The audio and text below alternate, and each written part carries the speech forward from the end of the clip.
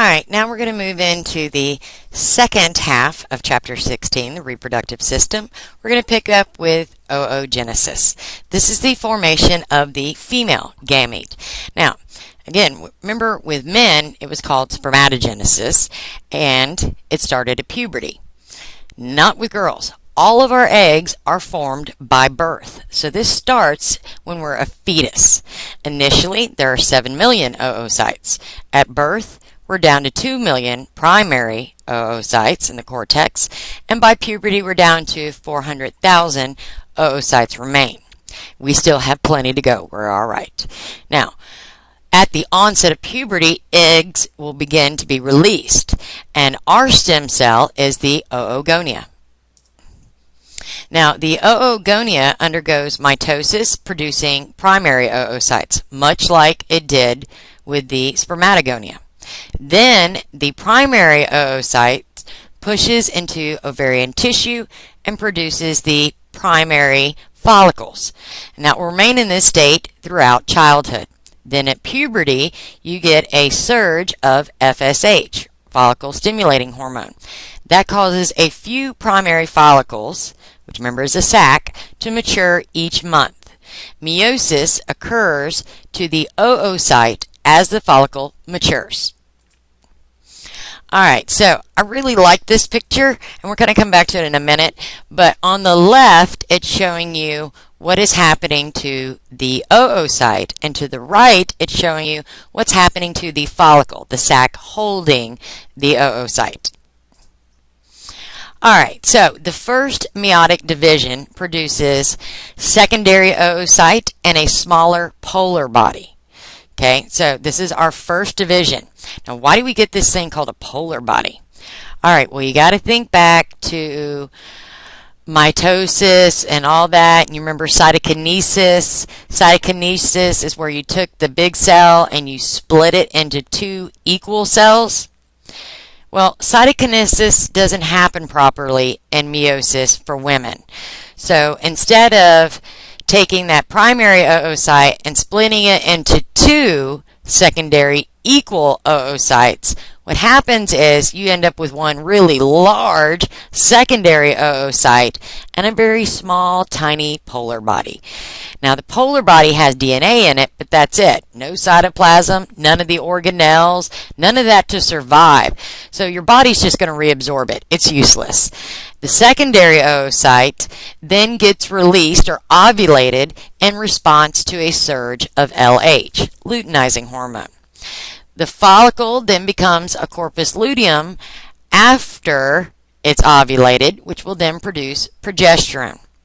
Now, the secondary oocyte only undergoes the second meiotic division if it's fertilized by sperm.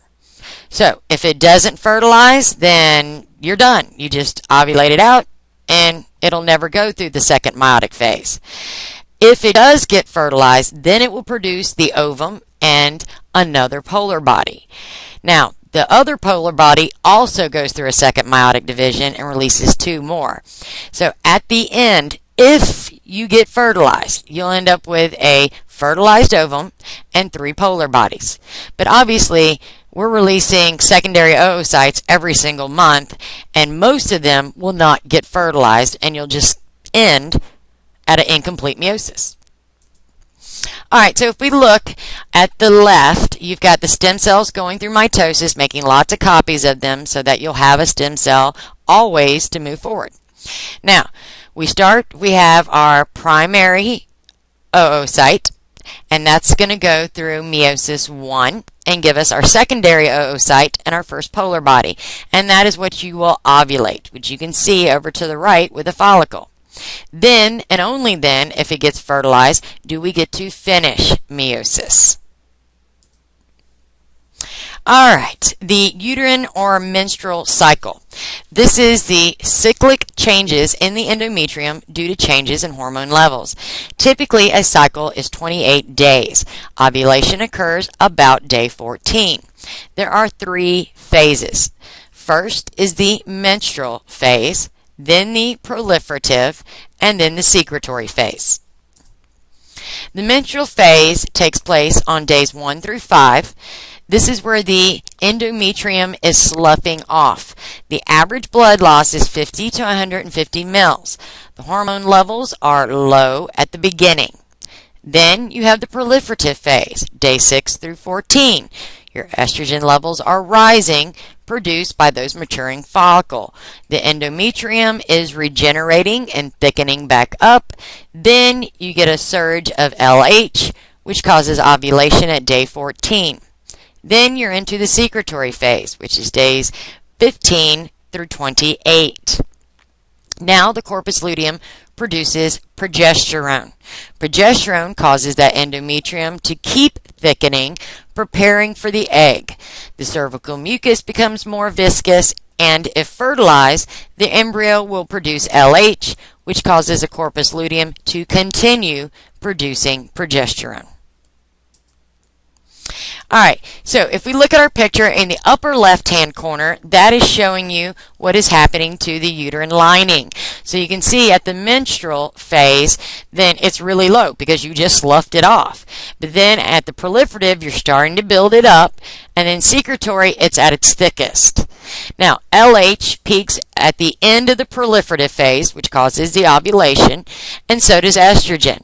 Now, estrogen isn't causing ovulation, but it is peaking at the end of proliferative because that's when the follicle is full grown. Progesterone peaks in the secretory phase because that's when the corpus luteum is secreting it. Alright, your ovarian hormones. You have estrogen, which is made by those follicles. This is responsible for the secondary sex characteristics like enlargement of accessory reproductive organs, breast development, axillary and pubic hair, fat deposits at the hips and breasts, and the onset of menstruation.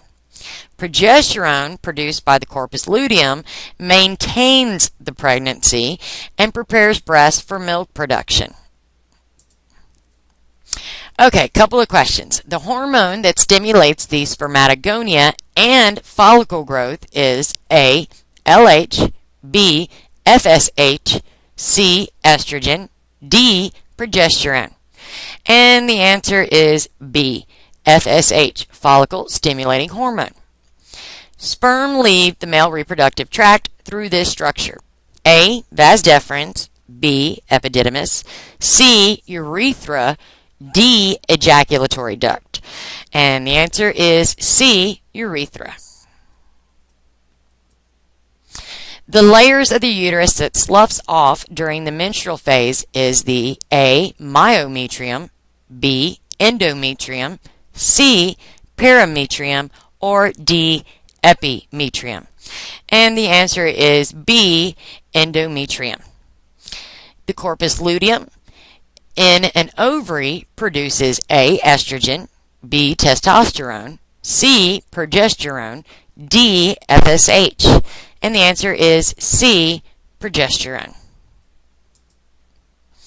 Moving on to mammary glands. These are modified sweat glands. They're present in both males and females. Estrogen causes the glands to increase in size. You have 15 to 25 lobes that extend to the nipple. The alveolar glands produce the milk, and then the milk empties through the lactiferous ducts. Alright, if you look, you can look on either side, you'll see and follow the cursor, you'll see these brown alveolar glands. These are the ones producing the milk, and then the milk is emptied via the lactiferous ducts and then out the nipple. Breast cancer affects 1 in every 8 women. You get a lump in the breast tissue. The skin texture changes. You may get puckering or licking from the nipple. Some women don't get any. They get a little tiny lump that they don't even hardly find. So the symptoms vary per person. A mammogram is an x-ray that detects small lumps. Now, if you do have a lump, then they're going to want to go in and do ultrasounds or even MRIs to further solidify that whether or not it is cancer. And then, of course, if they think it is, then they're going to want to do a biopsy. A mastectomy is a removal of breast tissue, and we can treat with radiation, chemotherapy, surgery, drugs like estrogen blockers. It all depends on the type of breast cancer and how aggressive it is and how soon did we catch it. Now, what are some of the predisposing factors? pretty much everything.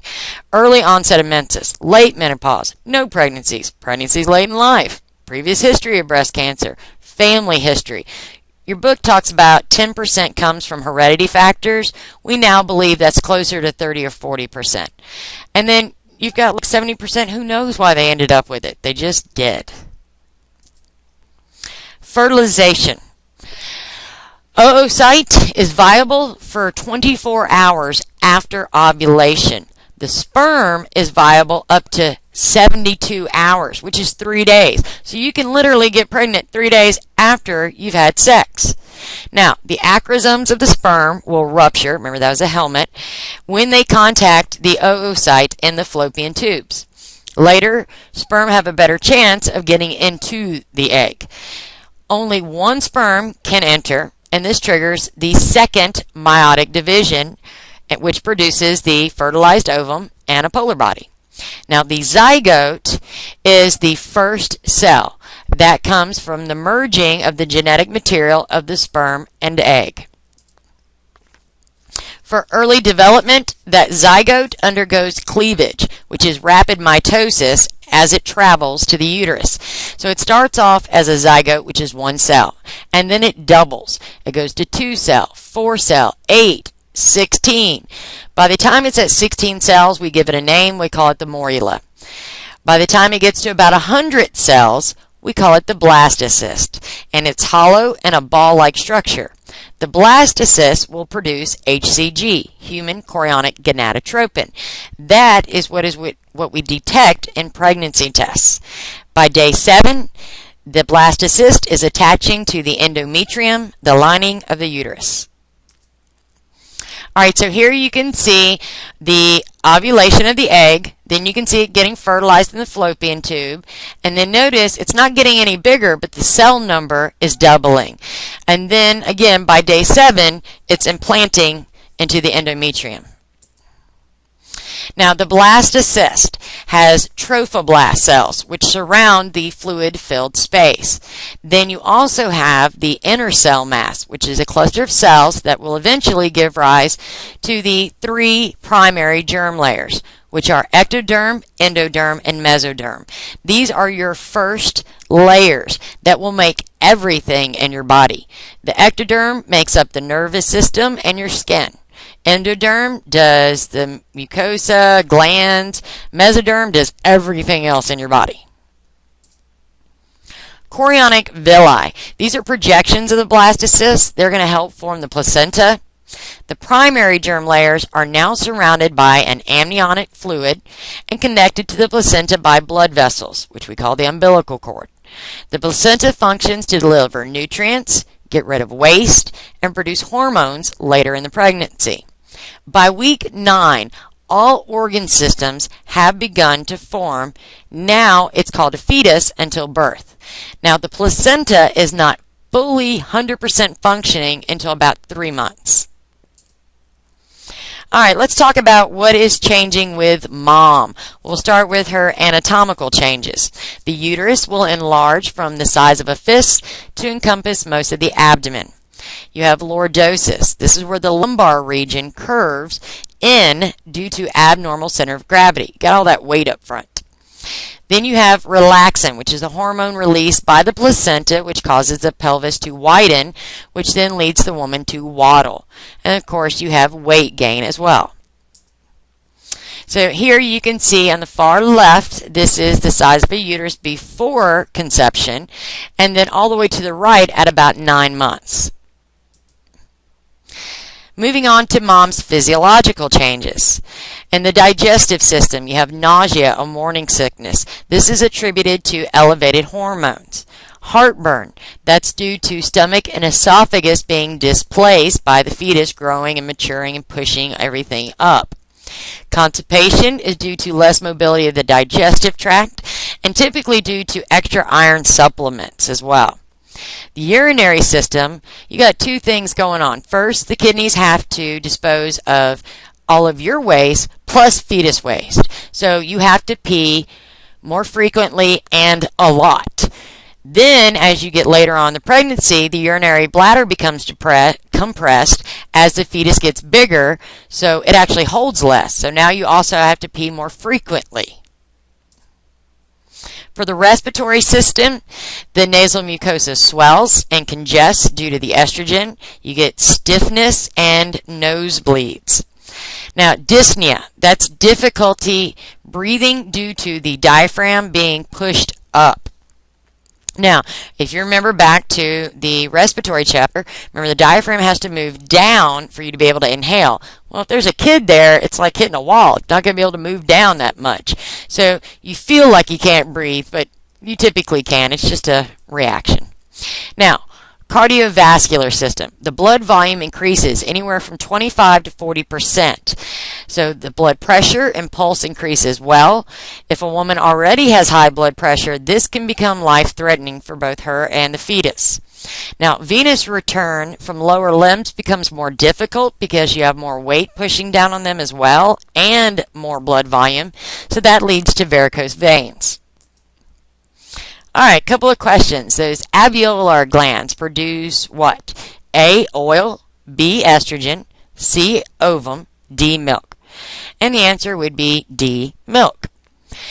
At the blastocyst stage, the offspring consists of A, 4 cells, B, 16 cells, C, a trophoblast and inner cell mass, or D, all organ systems have begun forming. And the answer would be C, a trophoblast and inner cell mass. Childbirth. This usually is within 15 days of the due date. The due date is approximately 280 days from the last day of your menstruation. So due dates are a little hard if you're irregular and you don't menstruate on a normal cycle. Labor trigger is not known. Okay, we do know that you have high estrogen levels, which causes the myometrium to produce oxytocin receptors and interferes with progesterone's uterine quieting effects. Now, this all happens leading up to you going in labor. Now, you also can get Braxton Hicks contractions, which are weak contractions of the uterus due to estrogen levels. Those are not labor contractions. That's what we call false labor. And some women will have them in their first trimester, or you can have them even second and third trimesters. Now, the fetus is producing oxytocin, which causes the placenta to produce prostaglandins. Together, they will initiate labor contractions. So we understand what's happening leading up to labor and what finally causes labor contractions. What we say when we say the labor trigger is not known, we don't know why your body chose Tuesday at 2 a.m. versus Tuesday in the afternoon, or, we don't understand that aspect of it. Anything hindering oxytocin and prostaglandins can prevent labor. Aspirin and ibuprofen are both examples of this. Now, for your labor stages, you have stage 1, dilation. That's the longest part.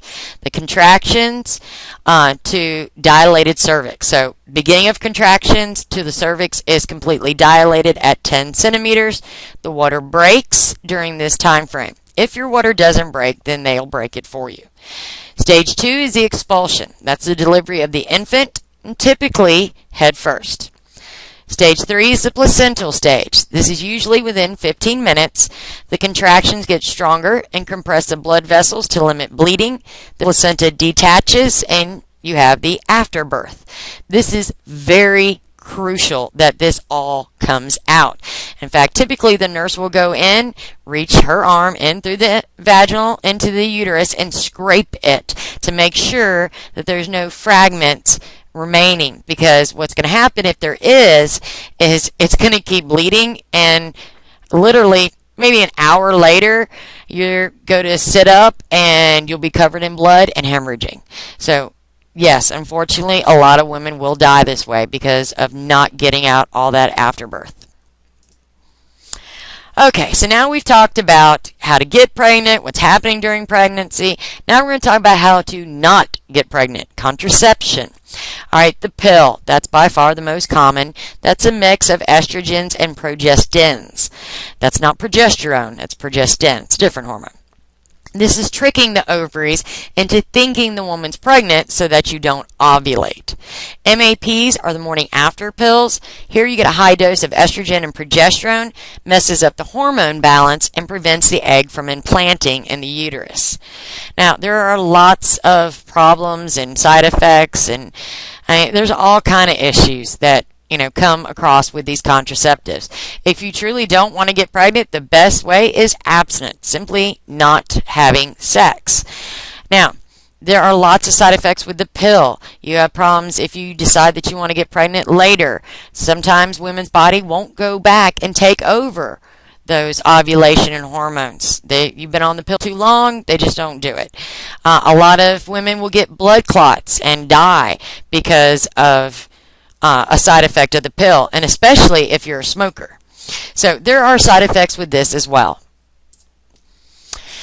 Alright, homeostatic imbalance, dystocia. That's where oxygen delivery is inadequate due to a difficult birth. This could result in cerebral palsy and epilepsy, which means they almost require a C-section or cesarean section, where they're going to cut through the abdomen muscles and uterus and pull the child out that way. Pseudohermaphrodites. This is where the embryo has been exposed to abnormal hormone levels. So they failed to produce testosterone. Mother has adrenal tumor that exposes embryo to testosterone. There are lots of reasons.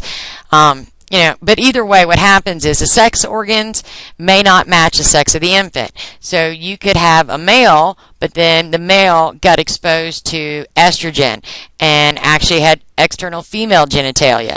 Or you could have a female that got exposed to testosterone and has a penis and an empty scrotum. So there's lots of differences in this. True hermaphrodites have both full testicular and ovarian tissues, and those are extremely rare. Cryptorchidism is where testes are formed in the abdominal cavity, and then they don't descend into the scrotum. Now, normally they would descend down fine, but if it doesn't descend on its own, then you'll have to have surgery to pull it down in. Here you can see the cryptorchidism, and you've got two different stages here. You've got one that's way up in the abdomen and one that's sitting in the pelvis. And then to the right, you can see what the empty left side of the scrotum looks like without a testy in it. Alright, more imbalances. As adults, you have infections. This could be caused by E. coli, gonorrhea, syphilis, herpes virus, yeast. They can cause PID, pelvic inflammatory disease, and sterility. Inflammation, this is usually from STDs, can cause urethritis, prostatitis, epididymitis, or orchitis. Typically these are because of STDs. Cancer, you could have breast cancer, cervical, prostatic. These are the most common. But then you also have ovarian and testicular and penile cancers as well. Okay, an increase in this hormone signals for ovulation. Is it A, estrogen, B, progesterone, C, LH, D, FSH? And the answer is C, LH. The primary germ layers of an embryo stem from the A, trophoblast, B, inner cell mass, C, chorionic villi, or D, amnion. And the answer is B, inner cell mass. The hormones that initiate labor contractions are A, prolactin and oxytocin, B, prostaglandins and oxytocin, C, FSH and LH, or D, estrogen and progesterone. And the answer is B, prostaglandins and oxytocin. And this concludes the reproductive chapter.